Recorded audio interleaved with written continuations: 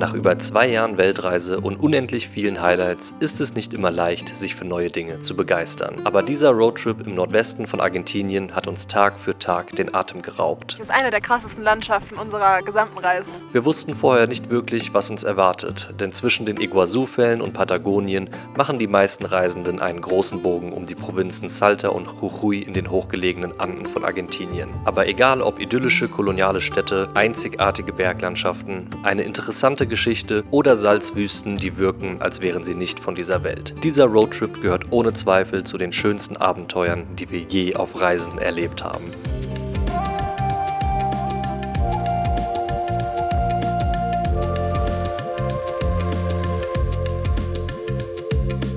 Herzlich willkommen in Salta, der größten Stadt hier im Nordwesten von Argentinien und auch der Ausgangsort für unseren Roadtrip.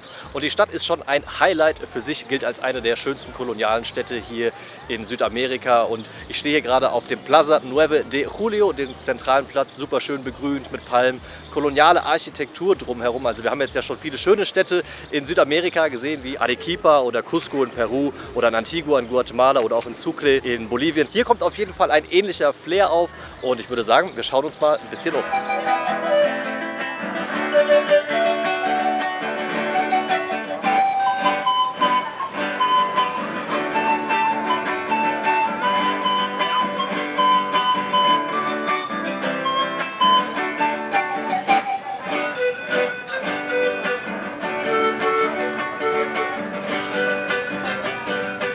Es ist einfach so unfassbar schön, hier durch die Straßen zu laufen. Also die Architektur, hier seht ihr auch zum Beispiel die Iglesia San Francisco, ganz tolle Kirche. Und da hinten, der Hügel, das ist der Cerro San Bernardo. Da geht es jetzt für uns hoch, da fährt nämlich eine Gondel nach oben. Also es ist auf jeden Fall ein teures Vergnügen. Wir haben jetzt 15.000 pro Person hoch und runter gezahlt, das sind ungefähr 13 Euro.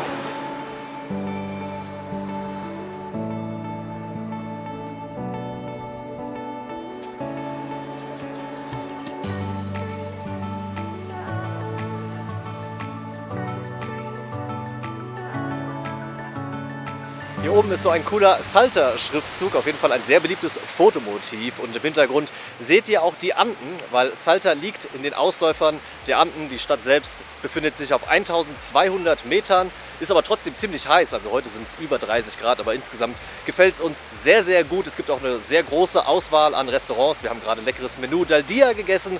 Unsere Unterkunft hat auch ein sehr gutes Preis-Leistungs-Verhältnis. Also wir zahlen 30 Euro für ein Apartment mit eigener Küche. Da kochen wir auch selbst, um ein bisschen was zu sparen. So viel hier aus Salta und morgen startet unser Roadtrip.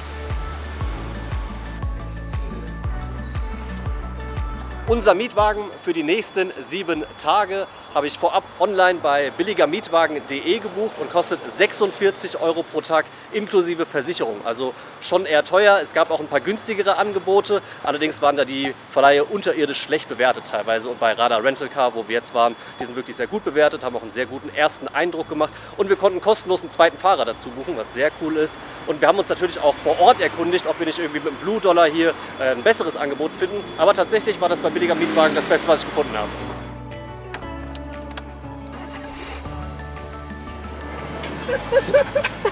Wie süß der ist. Vorfahrtsregeln an Kreuzungen sind mir noch nicht ganz klar. Also rechts vor links ist auf jeden Fall kein Ding.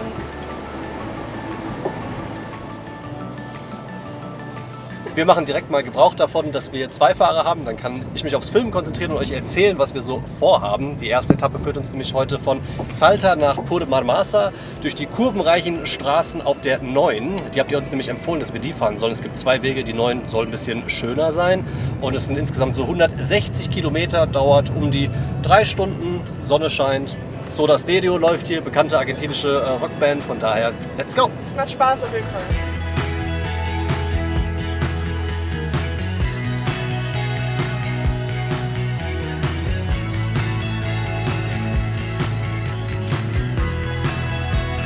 Wir haben jetzt auch die Provinz gewechselt. Eben gerade waren wir ja noch in Salta, wo auch die Stadt Salta liegt. Und jetzt sind wir in Jujuy, hier ganz im Nordwesten von Argentinien.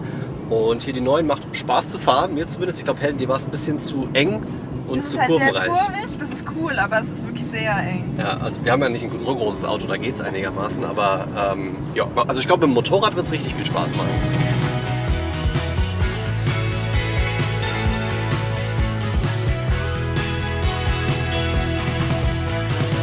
Die Landschaften hier sehen so krass aus, wie von einem anderen Planeten einfach. Seht ihr das rechts oben da, diese Berge, welche Farben die haben? Jetzt sind ja noch überall Kakteen und so. Wow. Willkommen in Purmamarca. Oh, das sieht so geil aus. Ich bin schon ganz begeistert. Hola, hola, buenas. Unsere Unterkunft hier in Purmamarca, die Posada Tierra Adentro. Schönes Doppelzimmer hier mit eigenem Bad. Und wir haben auch gefragt, ob wir es mit Karte zahlen können. Allerdings gibt es dafür einen Aufschlag und auch wenn man dann einen ähnlichen Kurs wie zum Blue Dollar bekommt, lohnt sich das im Endeffekt nicht. Deswegen haben wir einiges an Cash mitgenommen und zahlen jetzt umgerechnet 34 € pro Nacht.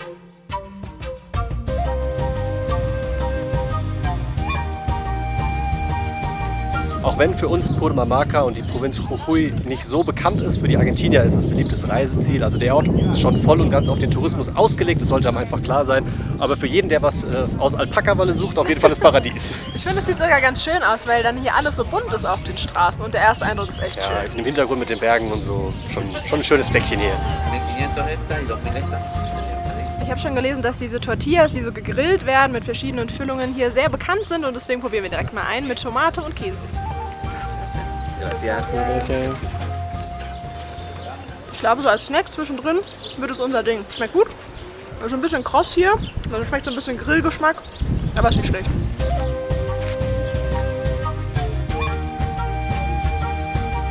Purmamarca ist vor allem bekannt für seine Lage inmitten dieser farbenfrohen Berge. Es sieht so krass aus. Und dieser hier ist der bekannteste, der Cerro de los Siete Colores, der Berg der 7 Farben. Allerdings nur von der anderen Seite. Allerdings ist die Sonne heute schon so ein bisschen weggegangen und hat sich hier hinter den Wolken und auch hinter den Bergen verzogen, weshalb diese Farben nicht mehr so krass zur Geltung kommen. Das zeigen wir euch dann morgen.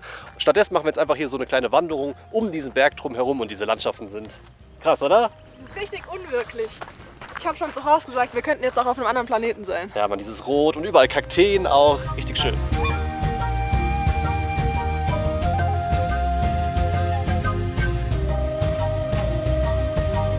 Der Wanderweg heißt Paseo de los Colorados und ist ungefähr so auf 30, 60 Minuten ausgelegt. Also eigentlich ein recht entspannter Spaziergang, könnte man meinen. Wir sind hier nicht auf 4000 Meter Höhe, sondern nur auf 2300. Aber ich war die letzten Tage ganz schön erkältet gewesen. Und irgendwie bin ich ganz schön schnell außer Atem. Deswegen bin ich der Packesel. Ich muss heute den Rucksack tragen. Aber ja, das Coole ist, was ich eigentlich sagen wollte, ist, dass es halt nicht nur dieser eine Berg hier ist, der halt so farbenfroh ist, sondern halt irgendwie alle. Egal wo man hinschaut, so viele verschiedene Farben.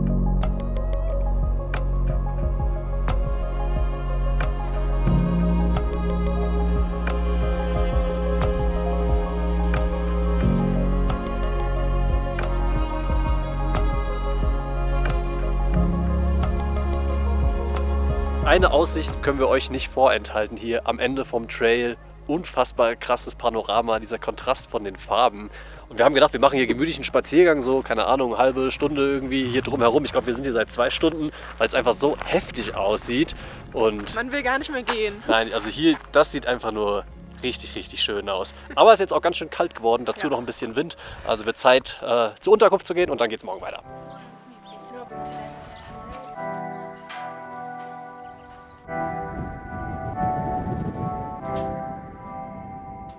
Buenos Dias hier vom El Porrito Viewpoint. Der ist mitten in der Stadt, dauert nur ein paar Minuten hier hochzulaufen. Und man hat eine tolle Aussicht auf den Cerro de los Siete Colores, den Berg der 7 Farben. Ich glaube, der Name erklärt sich von selbst. Also das ist jetzt quasi die andere Seite. Gestern sind wir drum herum gelaufen und jetzt stehen wir davor. Und diese verschiedenen Farben kamen durch Sedimente zusammen, die sich hier über Jahrhunderte von Millionen Jahren zusammengesetzt haben. Die ältesten davon sind über 600 Millionen Jahre alt. Bist du schon fündig geworden? Ja, hier gibt es diese kleinen Lama-Anhänger, sowas haben wir aber in Salta schon gekauft. Und natürlich ist es hier auf den Tourismus ausgelegt, aber es ist trotzdem irgendwie sehr entspannt und süß und auch sehr klein. Also man ist, glaube ich, 10 Minuten durchgelaufen, es gibt ein paar gute Restaurants und Cafés, viele Straßenhunde, also eigentlich fühlen wir uns sehr wohl. Wir sind zurück im Auto und Purmamarca füllt sich jetzt so langsam. Es kommen viele Tagestouristen mit Vans und Bussen und wir fahren jetzt wieder auf die 9 zurück und noch ein Stück weiter Richtung Norden nach Tilcara.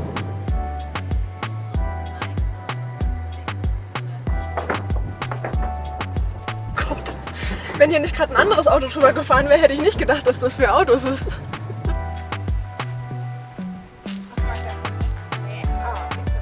Wir sind hier bei Pucara del Ticada. Das ist eine Ruinenstätte und ihr seht auch hinter mir die Vipala-Flagge. Das ist die Flagge der indigenen Völker Südamerikas, wovon sich auch welche hier in der Region niedergelassen haben.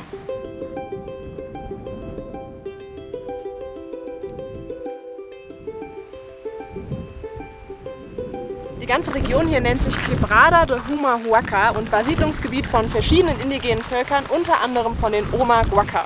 Die haben diese Stadt hier ungefähr im 12. Jahrhundert errichtet, aber es gab auch schon vorher hier Siedlungen. Und zwischenzeitlich haben dort bis zu 2000 Menschen gelebt, also es war durchaus schon größer. Und dann im 15. Jahrhundert kamen die Inka, die ja ganz viele Völker hier in Südamerika unterworfen haben. Und wiederum 100 Jahre später kamen die Spanier und haben die Vorherrschaft der Inka beendet.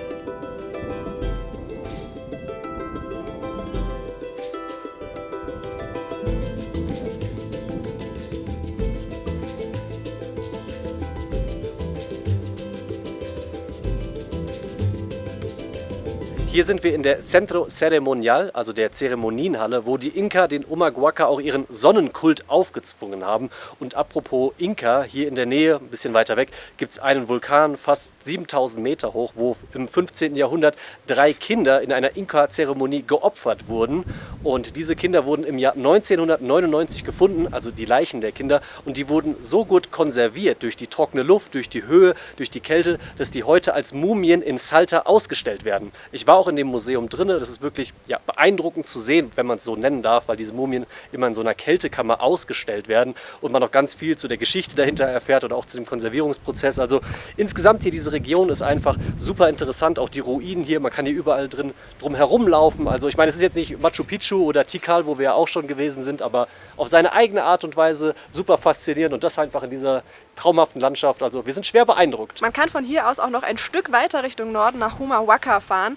Dort in der Nähe gibt es noch mal so farbige Berge, die noch beeindruckender aussehen sollen als hier schon. Die liegen hier allerdings auch auf über 4000 Metern Höhe, das machen wir jetzt nicht mehr. Aber es gibt hier in der Nähe auch noch etwas anderes, ganz Besonderes und da fahren wir morgen noch hin.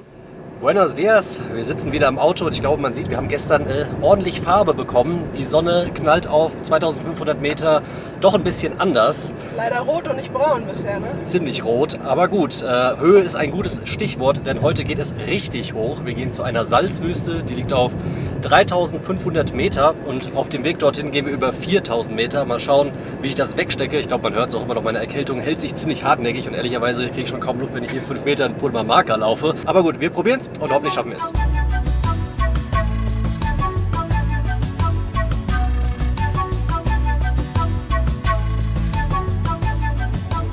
Hier ist der höchste Punkt, 4170 Meter. Da ist auch so ein kleines Monument.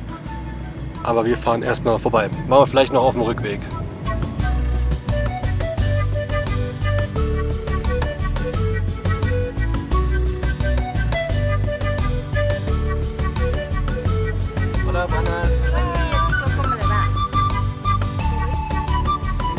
Also es kostet 14.000, also umgerechnet so 12 Euro würde ich mal sagen.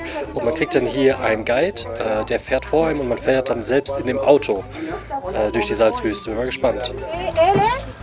Sí. ¿Verdad? ¿Alemania? Sí. ¿Y nieve hacer su guía, sí? Ustedes bienvenidos a las Salinas. Y yo voy a hacer su guía, ¿sí? Vamos a ingresar por donde están yendo estos vehículos ahí y encolumnamos los autos. Ustedes van a ir en su auto y yo voy en otro auto particular y seguimos, ¿sí? Es geht los. Wir sind jetzt gerade in die Salina Grande reingefahren. Wir sind jetzt so eine Gruppe von, ich glaube, 5 Autos. Der Guide fährt vorne weg. Wir haben keine Ahnung, wie lange das dauert, wo wir hinfahren, wo wir aussteigen. Ich bin gespannt. Aquí estamos en Salinas Grande. Estamos a 3420 de altura sobre el nivel del mar. Unser Guide hat uns jetzt hier einiges erklärt, natürlich alles auf Spanisch. Ich versuche mal was wiederzugeben, was ich glaube verstanden zu haben. Also die ganze Gegend hier ist auf jeden Fall vulkanischen Ursprungs und ich glaube hier unter der Salzwüste ist quasi auch vulkanische Erde. Und sie hat erzählt, dass in den Sommermonaten, also in unseren Wintermonaten, es hier auch viel regnet und dann die ganze Salzwüste ein See ist. Und es hier verschiedene Arten der Salzgewinnung gibt. Man sieht es hier auch, also es wird hier auch jetzt gerade gearbeitet und ist irgendwie abgebaut.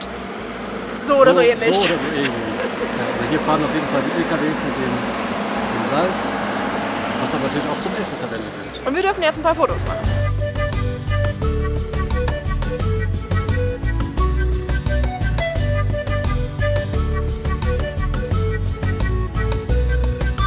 Also es ist schon sehr cool. Ich meine, wir waren mal an der Salar de Uyuni, ist nochmal eine andere Nummer. Das ist die größte Salzwüste der Ja, Welt. aber hier ist es auch richtig cool. Man hat hier so dieses Wasser, wo man halt auch richtig coole Fotos machen kann und so. Und wir haben das jetzt gerade in der Gruppe gemacht, hier hinten, aber jetzt haben wir auch so Zeit, so ein bisschen weg von der Gruppe zu gehen und ja, noch ein paar eigene Bilder zu machen. Es macht richtig Spaß. Es ist halt eine sehr, sehr besondere Landschaft. Aber man merkt auf jeden Fall auch, dass die Luft dünn ist. Wir sind Also- gerade so ein bisschen gesprungen für die Fotos. Naja, Schon außer Atem, aber ist mega cool. Also Ja. schon eine einzigartige Landschaft hier. Wie fühlt sich's an? wie Wasser. Schön kalt, ehrlich Leg mal deinen gesagt. Finger jetzt ab. Oh, salzig. Mega salzig. Überrascht.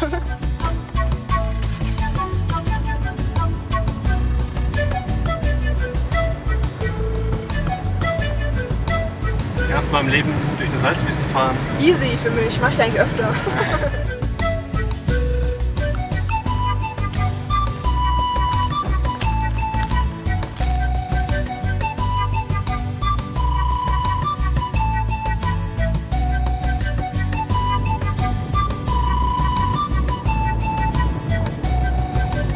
Das war der letzte Stop auf unserer Tour durch die Salinas Grandes. Wie hat's dir gefallen?